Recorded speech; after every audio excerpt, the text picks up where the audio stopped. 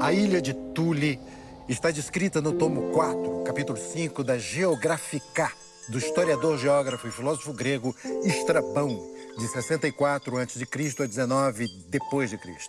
Seu descendente Boris Estrabão, filósofo, geógrafo e taxista, nascido no ano de 441 DC, isto é, depois de Copacabana, descobriu por sua vez a ilha Barbante, uma das ilhas da Utopia. A ilha só tem um habitante, o artista plástico Luiz Pizarro, que é também seu criador. Dramática, plástica, pânica, cênica, cônica, cúbica, toda arte esdrúxula. Eu amanheço. Poética, apócrifa. Pensando em ter. Eu canto a arte elástica. Luiz, antes de você fazer sua ilha, você já habitou no arquipélago, esse grande arquipélago da Lapa. Então, a Lapa entrou na minha vida, digamos assim, já em 86, mais ou menos. Primeiro aqui na Silvio Romero, aqui pertinho da Gomes Freire, que era um casarão que a gente alugou. Na época era eu, Senise, Venosa e o João Magalhães. E ali ficamos algum tempo, uns 4 anos. E depois, então, que fomos para o Casarão da Lapa, que aí já era um projeto um pouco mais ambicioso em termos de projeto cultural mesmo, que a gente tinha uma ideia não só de ateliê, mas também de espaço. A gente, sei lá, tinha um fest, tinha exposições, tinha várias coisas acontecendo. E ficamos nesse casarão, acho que eu fiquei lá uns 3 anos, que depois foi quando que eu me mudei para a Europa.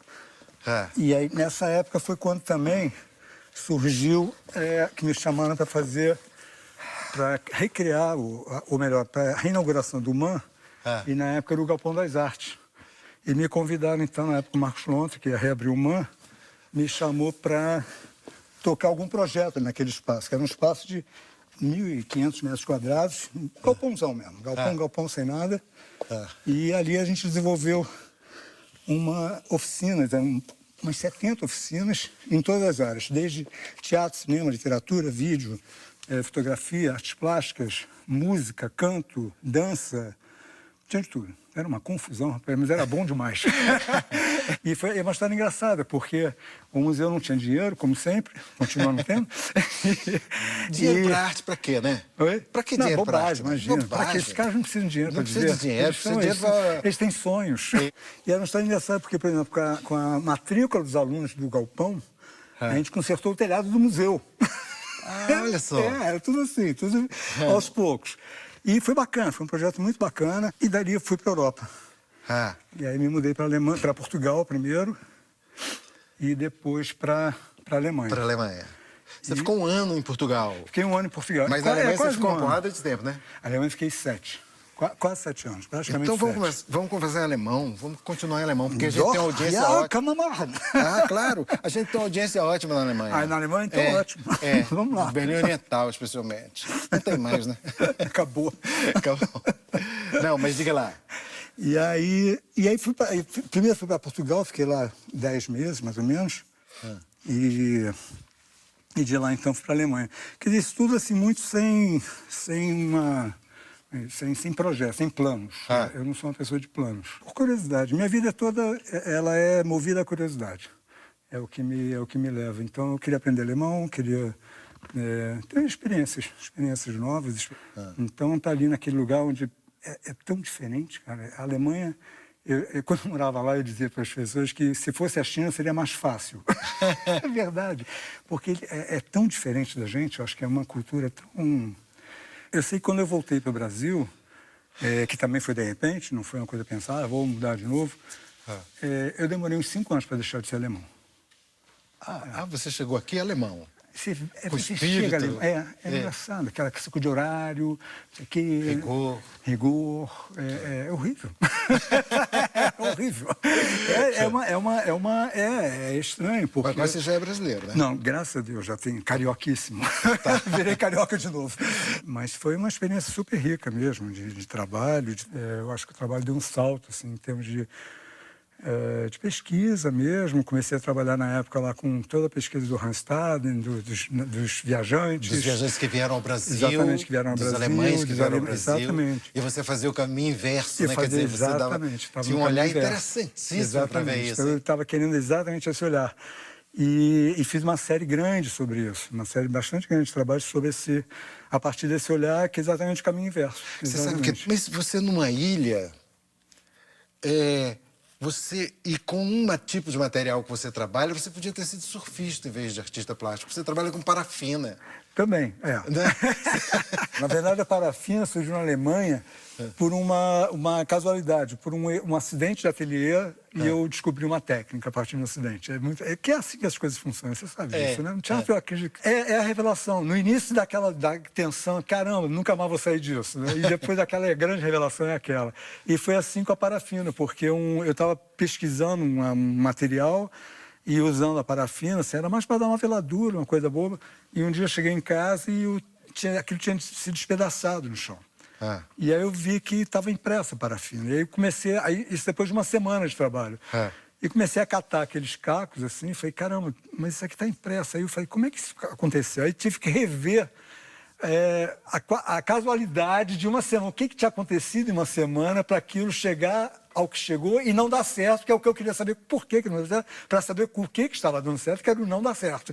Entendi. E consegui chegar lá. E o mais engraçado disso é que era uma impressão em preto e branco, que é uma coisa que eu acho que ninguém faz, que é imprimir em parafina, e passei mais anos e anos e anos e anos tentando fazer isso em cor. E aí eu fiquei, cara, cor, eu não gosto tanto de cor, como é que vai ser? Passei anos e anos e anos, até 5 anos atrás eu consegui descobrir a técnica para fazer isso em cor. E quando eu descobri, o que eu descobri? Não tinha mais nenhum interesse naquilo. Não servia para nada, depois de 15 anos. Sim, mas aí eu te interrompi porque você estava falando da série do Randstaden e tal, mas você fez coisa com parafina nessa... Então, essa série toda é feita em parafina. Com parafina. Toda essa série do Randstaden, dos índios. E tem uma série que é pouco conhecida, que eu expus no Paço Imperial, na época também, no final dos anos 90. Eu vou amarrar aqui uma câmera aqui nesse embaraçado. E que era uma série de cartazes, onde eu trabalhava exatamente os textos. Na época ainda não tinha internet, eram textos de jornais. Sei. Com anúncios sexuais, de encontros sexuais. Com o quê? De anúncios de encontros sexuais. E eu pegava esses anúncios e ilustrava eles em cartazes com imagens dos desenhos do Randstaden sobre os antropófagos. E daí surgiu uma série, que é a série de Cartazes, que é uma série forte, até, que faz essa relação à sexualidade com a antropofagia, que eu acho que tem tudo a ver, né? Essa sexualidade é uma certa constante no teu trabalho, né? Os corpos, essa coisa como você faz umas cores. Exato, E dali você, aquelas cores, revela alguma... Eu sempre deram um pouco entre a abstração e a figuração. Mesmo nessa figuração que você fala, desses corpos, eles tinham uma... A princípio, eles eram quase que abstratos. Você precisava fixar para ver que existia a imagem. Exatamente. Eu vejo muito na sua pintura, na sua pintura é isso, que você olha, parece uma abstração, exatamente. Cores Depois e tal, você fixa, depois e aí fixa você vê um corpo. Exatamente. Eu estou me enrolando, eu tenho a maior dificuldade aqui. Eu não sou um bom artista plástico, você entendeu? Bom, estou aqui, mas vou em frente. Outra coisa, e essa experiência de arte e educação? Isso é isso que eu queria saber mais, porque você teve essa primeira experiência lá com o galpão. Exato. Ali foi quando comecei. Na verdade, a primeira experiência com a educação foi no próprio Parque Lage, dando aula no Parque Lage. Depois que me formei lá, eu comecei a dar aula lá. Fiquei uns 2, 3 anos dando aula no Parque Lage. Logo que eu voltei da Europa, me chamaram para fazer um trabalho foi no Centro Cultural Hélio de Sigo, tinha acabado de abrir. E eu ia inaugurar uma das primeiras exposições que teve lá, do Guilherme Kuitka. E aí, na época, a Francis Marim, que tinha uma produtora, me chamou para tocar esse projeto educativo lá, com a Cristina Pape. E aí eu comecei, então, com essa história de educação. Quer dizer, mais fundo nisso. E é uma paixão, né? Porque a educação é paixão, né? É uma coisa... Como arte também, mas a educação, ela tem...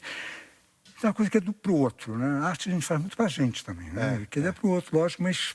E já na educação é pro outro, é só pro outro.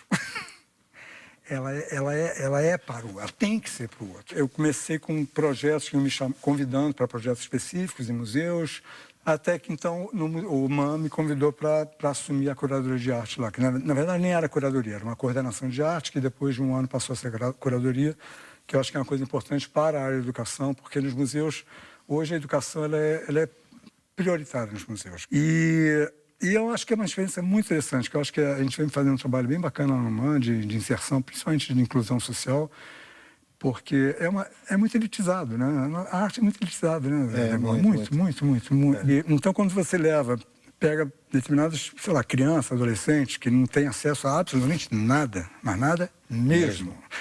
E chega no MAM, que já tem aquele prédio incrível, uma arquitetura maravilhosa, modernista, aquelas paisagens deslumbrantes, né? Só isso já é uma viagem, acrescenta tanto já essas pessoas. Para você ter uma ideia, tem muitas, não são poucas, muitas crianças que vêm da Baixada, a gente recebe muita gente da Baixada, muita escola da Baixada, que nunca viram o mar. Chegam lá, choram quando vem o mar. Ou choram quando vem o Pão de Açúcar na frente deles, que nunca viram Pão de Açúcar, nunca viram Corcovado. Tem gente que nunca saiu da sua rua, porque não tem dinheiro para sair. É duro. Já pensou uma pessoa dizer assim, você foi no MAM, foi no Museu de Arte Moderna, qual foi a obra lá que você achou mais bonita? O mar. O mar. Mas o avião subindo e descendo. Então isso tudo faz parte da visita ao museu. Ao museu. Isso faz que parte. É do lado do aeroporto. Que é junto, exatamente. As crianças amam ver aquele avião subindo e descendo. Então eu tenho feito esse trabalho tanto com essas crianças de escolas públicas, e agora tenho me dedicado muito a moradores de rua. E fazendo trabalho não só com os que já estão em abrigos da prefeitura, e que é mais tranquilo, porque você já tem... Então, já sabe aonde localizar, ou enfim, que trabalho você pode fazer. Pode até fazer um trabalho um pouquinho mais prolongado, digamos assim.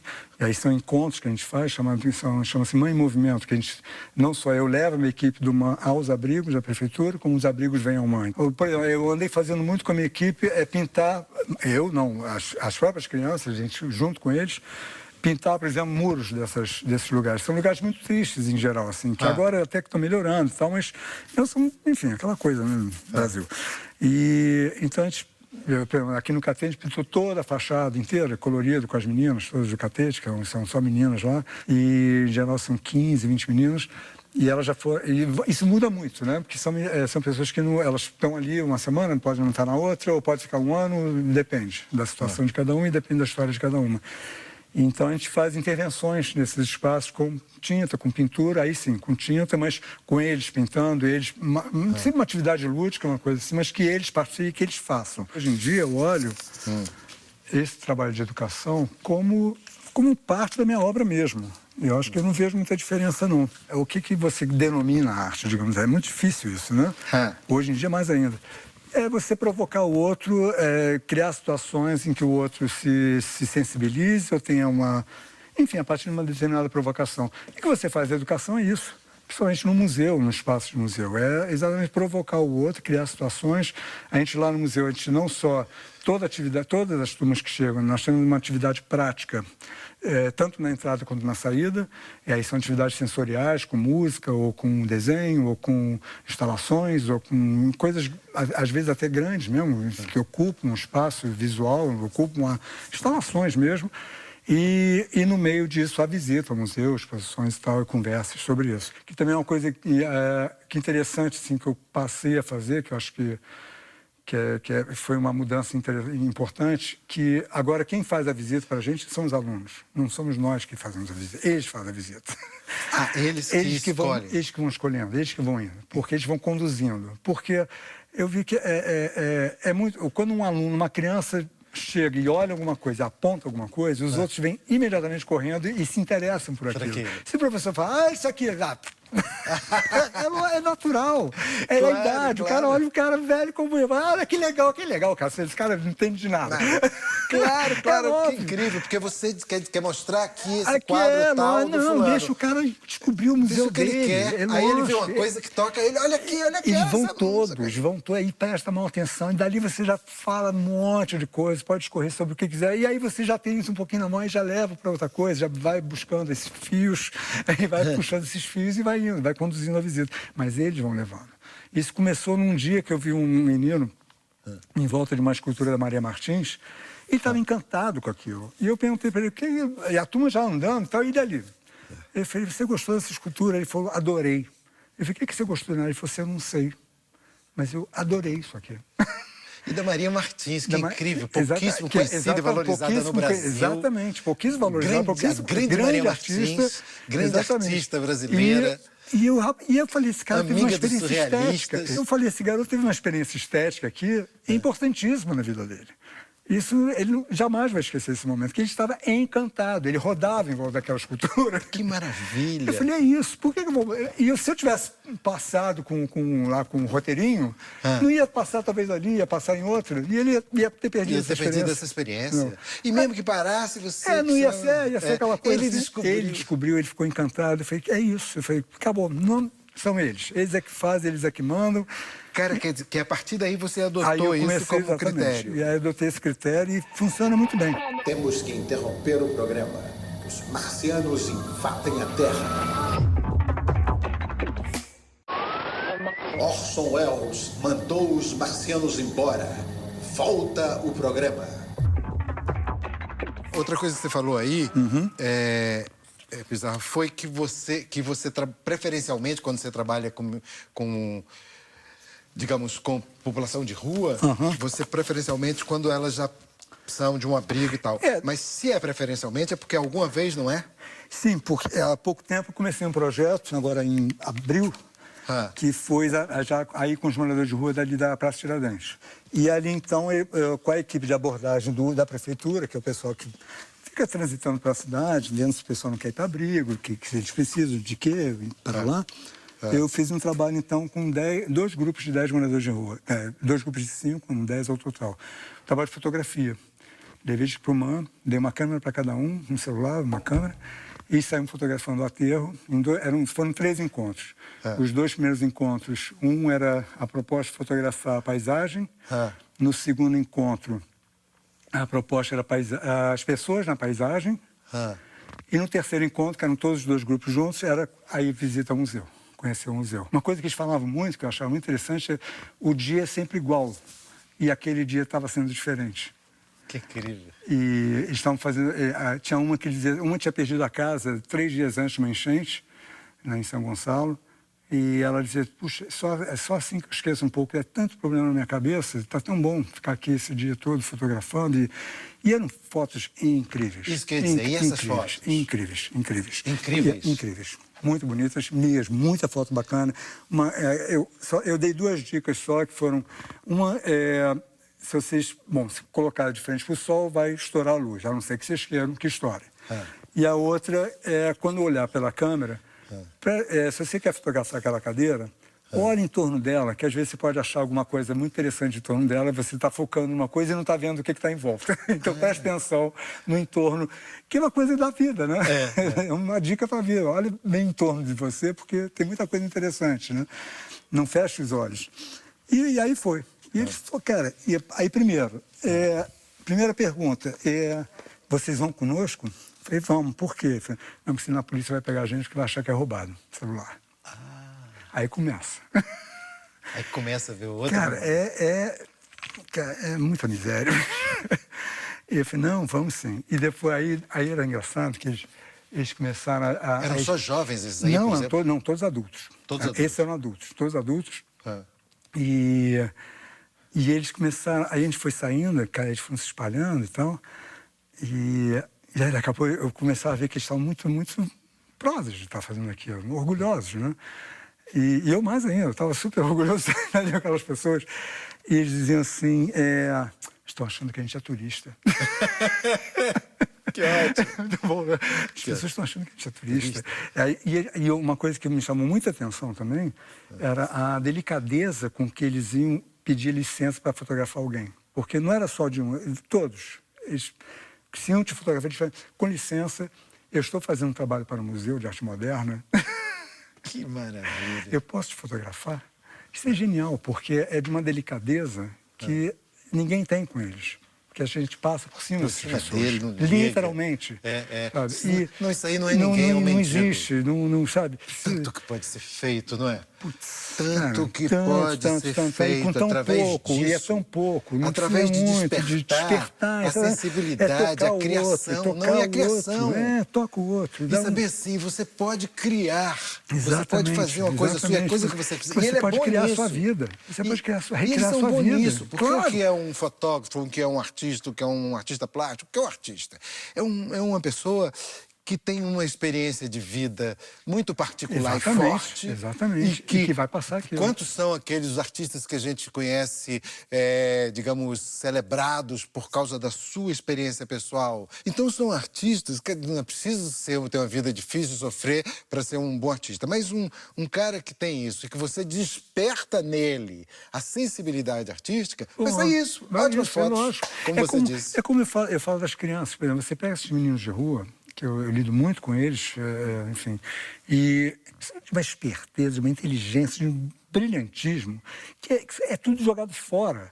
Se você pegasse essas crianças e focasse, e desse um foco para elas, desse condição de elas desenvolverem qualquer coisa melhor, cara, elas são tão criativas, são tão incríveis, tão interessadas, tão vivas, são crianças muito vivas. E você pode imaginar, uma criança que primeiro são heróis, são pequenos heróis. Você, com 5 anos de idade, se dizer, vou sair de casa, senão meu pai vai me matar de porrada, você tem que ser herói, tem que ser corajoso pra cacete, cara. Pizarro, quer dizer que hoje, para você, esse é o seu projeto de criação principal, Eu né? acho. Eu continuo pintando. Enquanto fazendo essa mais. coisa da arte e educação, talvez o nome fique estranho, porque é arte. É arte, exatamente. É uma arte voltada... É uma arte, digamos, compartilhada. Compartilhado. É uma arte... Eu digo que são proposições artísticas. Os artistas têm no estúdio um monitor, como é que é? Um estagiário, um ajudante. Todos tiveram. Claro, e claro. ele continua sendo artista. Claro. Né? Todos tiveram. Eu digo assim, desde do sempre. Renascimento, desde sempre. Tiveram. Os artistas tiveram. Então você cria um ateliê aberto. Exatamente, Talvez seja como isso. se fosse isso. Arte de um ateliê aberto. Um ateliê aberto, exatamente. Um ateliê aberto. Em que os artistas com quem você participa e que colaboram com você são artistas... Exatamente. São as pessoas que estão fora do pacto social. Exatamente. E que aqui elas encontram uma... Encontram voz, ela encontra sua voz. Exatamente, elas podem encontra falar. Encontra sua voz. A sua ilha. A sua ilha, exatamente. Exatamente. Alemão, é muito bacana você ver como as meninas, por exemplo, as meninas do Catete, que algumas voltavam muito lá no MAN, a desenvoltura com que elas entravam no museu, como o pertencimento delas àquele espaço, era emocionante, que elas conheciam aquilo, elas se sentiam absolutamente em casa. Que incrível isso. Totalmente em casa. E, no entanto, são pessoas que no primeiro dia, lógico, chegaram lá e tomaram um susto. E, sabe, que lugar é esse? O que as pessoas vão fazer aqui comigo? Porque eu nunca pude entrar aqui. Alguns dizem, olha, eu costumo vir tomar banho aqui no lago. Muitos deles tomavam banho no lago. Ali do lado do museu? Ali no lago do museu. No lago do museu? No lago do museu. Eu conheço aqui que eu tomo banho aqui no lago. Então, quando você vier aqui a próxima vez, você me procura e você vai entrar no museu. Você tem que entrar aqui. É ótimo. E depois um deles voltou, o baiano voltou outro dia lá, e a minha assistente, então, me ligou e falou assim, olha, o baiano está aqui, que é um desses que fizeram um trabalho com a gente. E pediu para ela que ele queria ver as exposições novas no museu. Do museu. E ela foi, percorreu com ele o museu todo, que ele queria que ela fosse junto para mostrar para ele. Que isso. E é engraçado que ela notou que ele ia lendo as etiquetas, porque ele estava aprendendo a ler. Reaprendendo a ler, talvez. Então ele queria mostrar que ele estava sabendo ler. Que ótimo. Quer dizer, as pessoas têm seu orgulho, têm sua...